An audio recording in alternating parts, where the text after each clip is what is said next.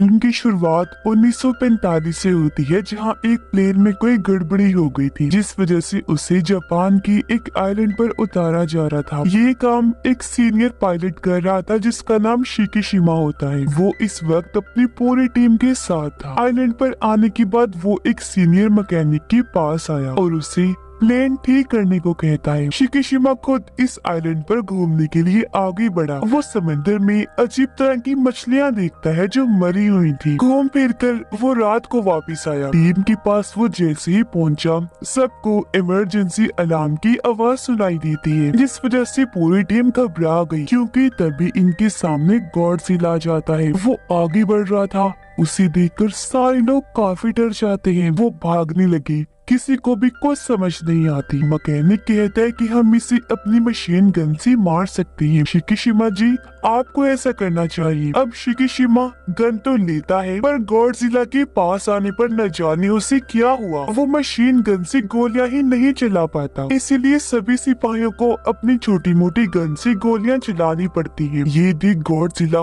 गुस्से में आ गया, आगे बढ़ने लगा, सबको ही कुचलने लगता है। देखते ही देखते वो सबको चींटियों की तरह मसल कर मार देता है। ये देखकर शिकिशिमा काफी डर गया, जिसके साथ ही वहाँ जोरदार धमाका हुआ। शिकिशिमा काफी दूर जाके गिरा, वहीं बेहोश हो जाता है और सबको मारने के बाद गॉडजिला जोरों से दहाड़ने लगता है। सुबह जाकर शिकिशिमा को होश आई। आगे बढ़ने पर उसने देखा कि मेरी पूरी टीम मारी गई है। हर तरफ उनकी लाशें पड़ी हुई थी। लाशों को मैकेनिक यहाँ एक साथ लाकर रख रहा था, क्योंकि गॉडजिला के हमले में वो किसी तरह बच गया था। शिकिशिमा के वहाँ आने पर मैकेनिक उस पे काफी भड़क गया। कहता है कि इन सब की मौत की जिम्मेदार तुम हो। तुमने गॉडजिला पर वार नहीं किया, इसीलिए सभी मारे गए। जो सुनकर वो काफी दुखी हो गया। कुछ टाइम के बाद शिकिशिमा को बाकी पायलट्स के साथ वापस टोक्यो भेज दिया जाता है। वो जब घर आया तो पता चला कि यहाँ बमबारी की वजह से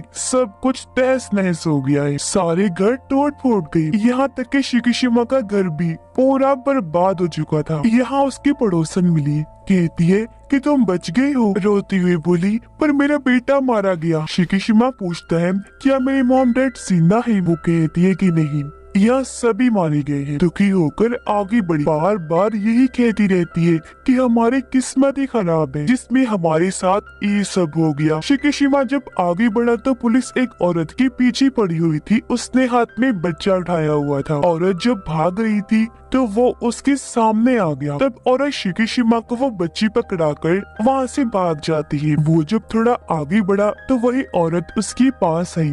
शिकिशिमा उससे पूछता है कि तुम कौन हो? वो बताती है कि मेरा नाम नोरी है। ये बच्ची मुझे एक जगह पर मिली थी, मैंने इसे ले लिया क्योंकि इसके मॉम डैड भी धमाके में मारे गए। ये सुनकर शिकिशिमा कहता है ठीक है, और बच्ची उसे पकड़ाकर आगे बढ़ने लगा। नोरी भी उसके पीछे पीछे जाने लगी। कहती है कि तुम हमें इस तरह अकेले नहीं छोड़ सकती। रात के वक्त ये लोग शिकिशिमा के घर के पास गए। नोरी बताती है कि मेरा इस दुनिया में कोई नहीं है, और सच बात तो ये है कि इस बच्चे की मॉम ने इसे मेरे हवाले कर दिया था, ये कहकर कि अगर मुझे कुछ भी हुआ तो इसे तुम पाल लेना। जो सुनकर शिकिशिमा काफी खुश हो गया। कहता है कि तुम बहुत अच्छे इंसान हो जो इस छोटी सी बच्ची को पाल रही हो। अगले दिन काम की तलाश में शिकिशिमा आगे बढ़ा। पड़ोसन उससे पूछती है कि वो औरत और बच्ची कौन है। शिकिशिमा जवाब देता है कि मुझे नहीं पता, वो मेरे पीछे आ गई थी। हमारी तरह वो भी बेघर और लाचार है। पड़ोसन फिर पूछती है कि वो बच्ची हर वक्त क्यों रोती रहती है? क्या उसकी मॉम उसे दूध नहीं पिलाती,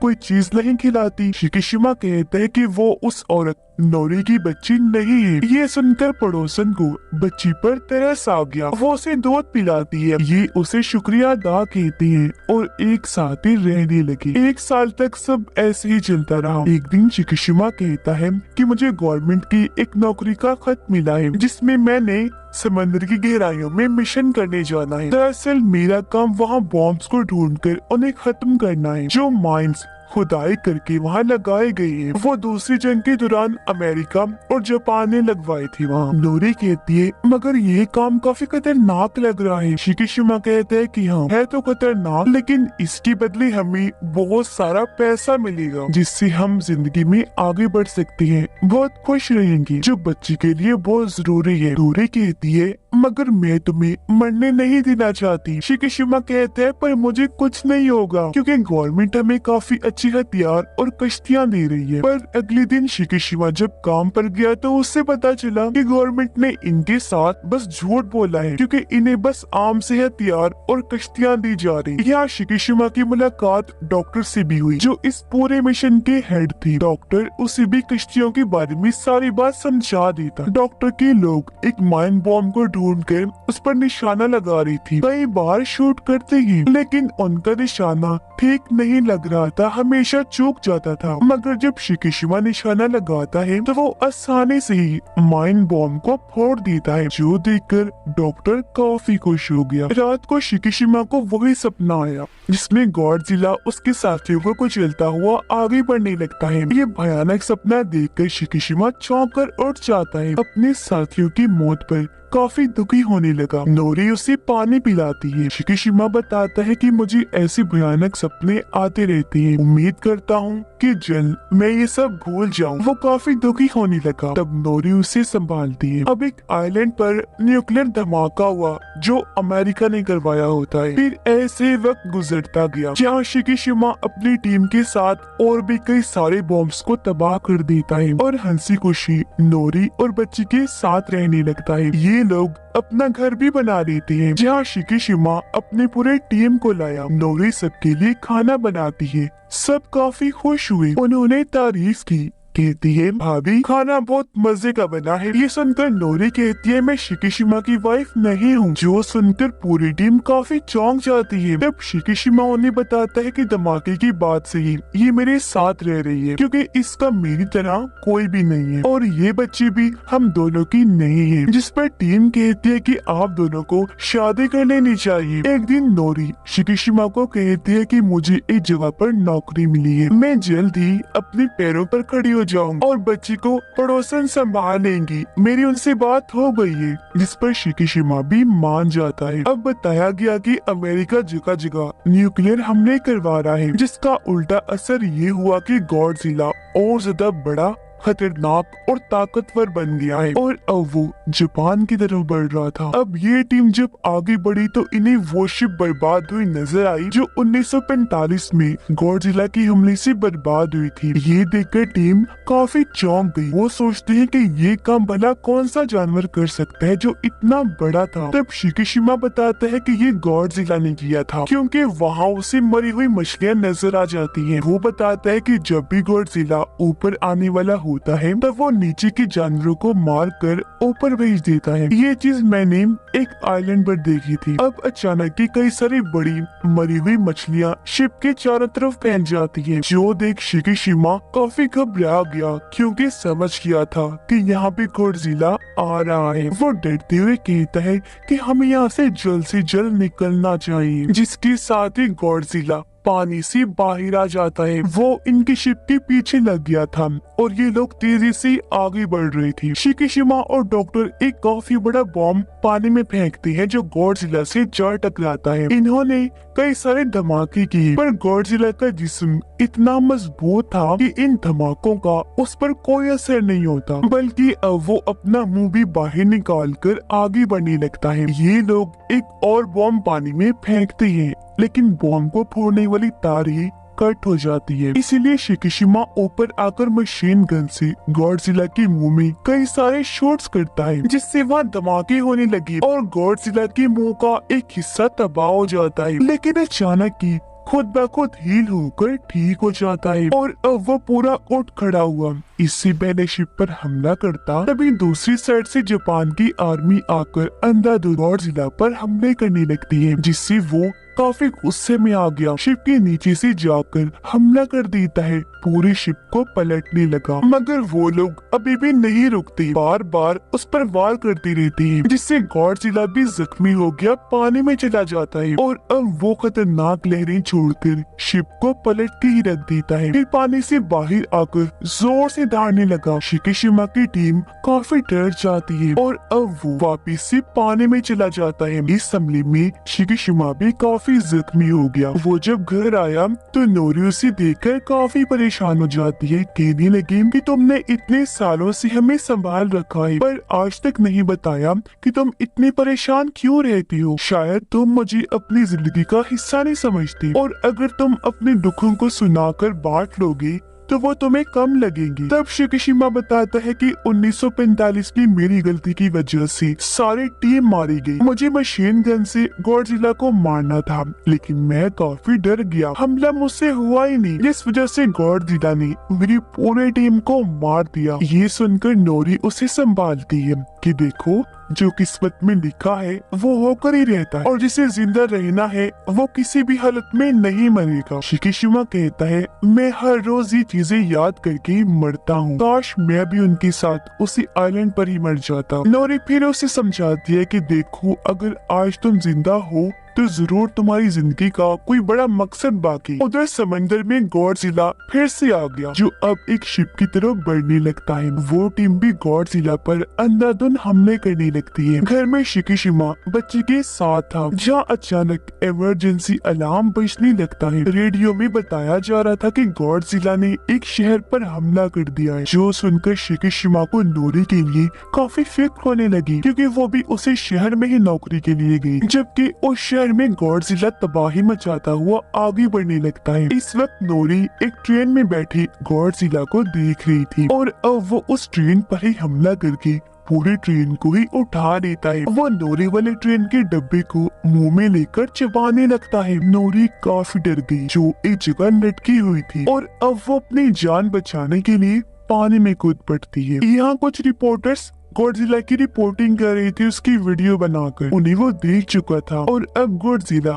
उनकी तरफ बढ़ने लगा, लेकिन वो फिर भी वहाँ से नहीं हटी। गॉडजिला वहाँ आकर मुक्के से उस पूरे टावर को तबाह कर देता है। वो टूट गया, जिससे सारे रिपोर्टर्स मारी जाती है। नोरी जब भाग रही थी तो यहाँ शिकिशिमा आ गया और अब ये दोनों सारे लोगों के साथ भागने लगते हैं। गॉडजिला भी उनके पीछे पीछे ही था, जहाँ आर्मी उस पर टैंक से हमले कर रही। उसे गुस्सा आ गया और अब गॉडजिला की पंख और पीठ से नीले रंग की रोशनी निकलने लगती है, जिसके साथ ही वो खतरनाक शुआएं लहरें बाहर निकालने लगता है। ऐसा होते ही वहाँ जोरदार कई सारे धमाके होने लगे, जो वहाँ के सभी लोगों और बिल्डिंग्स को अपनी लपेट में लेने लगे। शिकिशिमा को इससे बचाने के लिए नोरी उसे धक्का दे देती है और इस हमले की तबाही को अपने ऊपर ले लेती है। कुछ देर के बाद शिकिशिमा जब बाहर आया तो उसे नोरी समेत दूर दूर तक कोई भी दिखाई नहीं देता। हर चीज तबाह बर्बाद हो चुकी थी और अब नोरी की मौत की वजह से शिकिशिमा काफी दुखी हो जाता है, फूट फूट कर रोने लगा। यहाँ गॉडजिला चिल्लाते धाड़ते हुए आगे बढ़ने लगता है। उसे देखकर शिकिशिमा को भी गुस्सा आ गया। वो भी बदला लेने के लिए धाड़ने लगता है। शहर में सारे लोग हर तरफ फैली तबाही को देखकर काफी परेशान हो जाते हैं और अब से फिर गॉडजिला पर ये लोग रिसर्च करने लगे। घर आकर शिकिशिमा नोरी के लिए दुआ करवाता है। बच्चे को भी संभाल रहा था, जो काफी रो रही होती है। डॉक्टर यहाँ सबको बताता है कि गवर्नमेंट ने हमें और बाकी दुनिया भर की सिपाहियों को गॉडजिला को रोकने के लिए चुना है और अब मेरे पास एक प्लान है। जिसके बाद वो ने उस जगह पर लाता है जहाँ गॉडजिला को रोकने वाली पूरी टीम थी और तब यहाँ जर्नल आकर सबसे मिलते हैं। कहते हैं कि गॉडजिला के हमले काफी बढ़ चुके हैं। इन हालात में हमारी मदद कोई नहीं करेगा, हमें जो भी करना है खुद ही करना होगा। फिर वो बताता है कि गॉडजिला को हराने के लिए डॉक्टर ने एक प्लान बनाया, जो सुनकर सारे लोग कहते हैं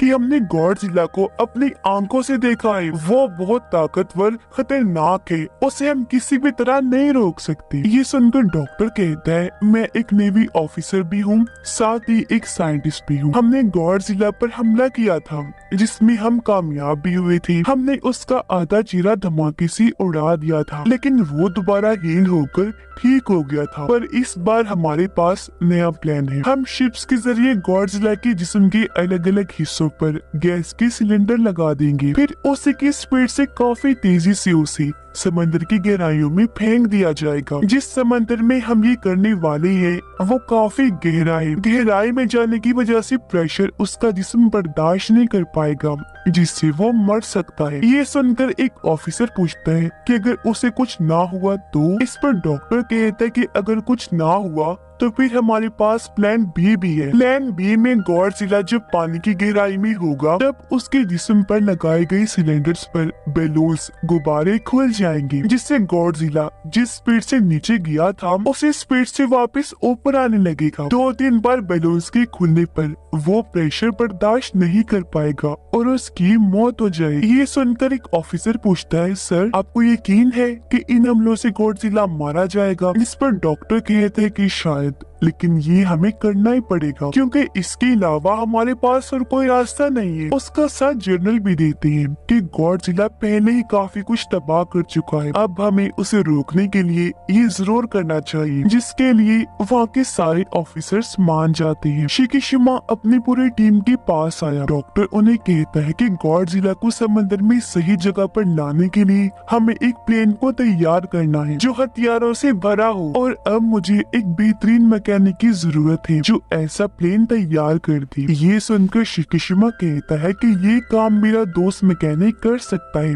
मैं उसे ढूंढ कर लाऊंगा। और अब शिकिशिमा उसे काफी ढूंढ कर आखिर उसके घर गया, जहाँ मैकेनिक उसे मिल भी जाता है, लेकिन वो आज भी उसे काफी बातें सुनाता है कि तुम्हारी वजह से 1945 में हमारी पूरी टीम मारी गई थी। शिकिशिमा कहता है, हाँ मैं जानता हूँ, लेकिन अब मुझे अपनी गलती सुधारने का एक मौका मिला है जिसमें मुझे तुम्हारी मदद चाहिए। गॉडजिला को मारने के लिए हमें एक प्लेन चाहिए जिसे तुम्हें तैयार करना होगा। इससे हमारे गवर्नमेंट और आर्मी की भी हम मदद कर सकते हैं, साथ ही करोड़ों लोगों की भी जानें बचा सकते हैं, जिसके लिए वो मैकेनिक मान गया। वो शिकिशिमा के साथ उस जगह पर आया जहाँ उसने प्लेन तैयार करनी थी। वो आगे बढ़ा, अपने काम पर लग जाता है प्लेन को तैयार करने में। उधर डॉक्टर ने भी कई सारे हथियार और गैस सिलेंडर तैयार करवा लिए थे। कुछ ही दिनों में प्लेन भी तैयार हो जाती है। कुछ दिन के बाद शिकिशिमा बच्चे से आकर मिला, जहाँ उसने एक पेंटिंग बनाई हुई थी जो कागज वो शिकिशिमा को देती है। जो देख वो कहता है कि बेटा इस पेंटिंग में तुम काफी दुखी लग रही हो, क्या बात है? इस पर वो कहती है कि जी क्योंकि मुझे मॉम बहुत याद आ रही है। जो बताकर वो रोने लगी। उसे देखकर शिकिशिमा को भी काफी दुख हुआ। वो बच्ची को संभालता है। फिर जैसे ही रात हुई वो एक खत लिखकर बच्ची के पास रखता है और उसे सुलाकर वहाँ से चला जाता है। वो आकर मैकेनिक से मिला जिसने और भी कई सारे प्लेन्स तैयार कर लिए थे। एक प्लेन में शिकिशिमा बैठ गया। तब मैकेनिक उसे बताता है कि मैंने इसमें भी बॉम्ब, हथियार और गैस सिलेंडर लगा दिया है, तुम्हें बस इस प्लेन को और इसके बटन्स को अच्छे से इस्तेमाल करना होगा। 1945 में गॉडजिला ने कुचलकर तुम्हारे सभी साथियों को मार दिया था, पर आज तुम उसे मारकर अपना बदला जरूर लेना। जिस पर शिकिशिमा कहते हैं कि हाँ मैं ऐसा करूंगा जरूर। वो फिर बच्ची की बनाई हुई पेंटिंग देखने लगा जो इन तीनों की ही थी, और यहाँ वो बच्ची के साथ साथ नोरी को भी याद करने लगता है। अगले दिन बच्ची पड़ोसन के पास आकर उसे शिकिशिमा का खत देती है जो असल में पड़ोसन के लिए ही था। खत के साथ कुछ पैसे थे। खत में लिखा था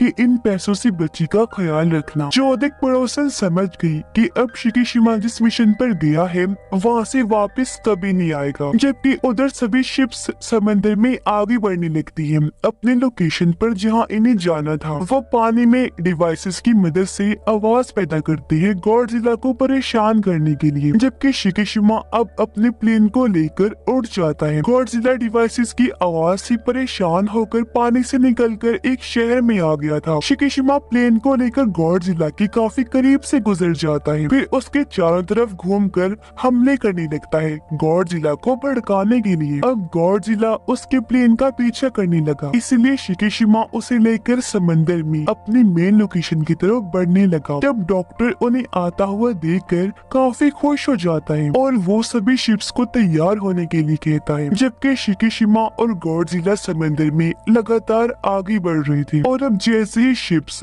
गॉडजिला के पास आने लगी उसके जिस्म से फिर से नीले रंग की रोशनी चमकने लगती है। एक बार फिर पानी में शुआएं लहरें छोड़ता है, जिससे यहाँ एक बार फिर जोरदार धमाके होने लगे। लेकिन इस बार शिप्स पर इसका कोई खास असर नहीं होता, जिसके बाद ये लोग पानी में सिलेंडर्स फेंकने लगते हैं। गॉडजिला की चारों तरफ घूमकर उसके पूरे जिस्म पर सिलेंडर्स लगाने लगते हैं, क्योंकि इस वक्त उसका पूरा ध्यान शिकिशिमा के शिप पर ही था और अब ये लोग अपनी शिप्स के जरिए सभी सिलेंडर्स को चला देते हैं, जिसके साथ ही काफी तेजी से गॉडजिला को पानी में डुबो दिया जाता है। उसका जिस्म पानी में 1500 मीटर तक नीचे चला जाता है। फिर अचानक ही वो रुक गया, जो देखकर सभी लोग काफी खुश हो जाते हैं क्योंकि उन्हें लग रहा था कि गॉडजिला मर गया होगा, लेकिन वो इतनी आसानी से मरने वाला नहीं था। पानी में जाकर भी वो उनकी रस्सियों को खींचने लगता है, जिससे वो भी समझ गई कि वो